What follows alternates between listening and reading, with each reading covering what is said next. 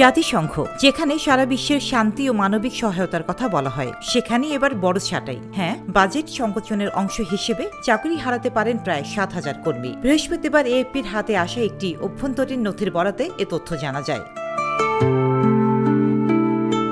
জাতিসংঘ ২০২৫ সালের বাজেটে ২০% খরচ কমানোর পরিকল্পনা করেছে। $৩৭০ কোটি বাজেট থেকে অন্তত ৭,০০০ কর্মী ছাঁটাই করা হবে, যা শুরু হবে আগামী ২০২৬ সালের জানুয়ারি থেকে।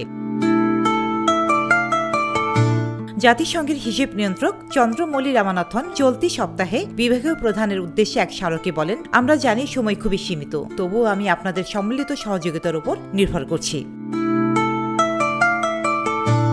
কেন এমন হচ্ছে প্রসঙ্গে জানা যায়, মার্কিন যুক্তরাষ্ট্র সহ বড় দাতারা সময় মতো অনুদান দিচ্ছে না। ট্রাম্প প্রশাসনের প্রত্যাবর্তনে মানবিক সংস্থাগুলোর বাজেট কমেছে। সদস্য দেশগুলো বকেয়া অনুদান পরিশোধ করছে না। বর্তমানে জাতিসংঘ সচিবালয়ে কর্মরত আছেন প্রায় ৩৫,০০০ মানুষ। তাদের বড় একটি অংশ নিউ ইয়র্কে, বাকিরা জেনেভা, ভিয়েনা ও নাইরোবিতে। জাতিসংঘ নিজেই বলছে, এই পরিবর্তন হবে বেদনাদায়ক। কর্মী ছাঁটাই হবে ধাপে ধাপে। সব বিভাগকে ইতিমধ্যে ১৩ জনের ভেতর অপ্রয়োজনীয় পদের তালিকা জমা দিতে বলা হয়েছে।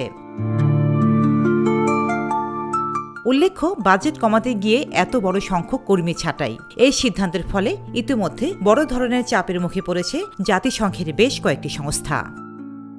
রোজিনা রোজি, দেশকাল নিউজ।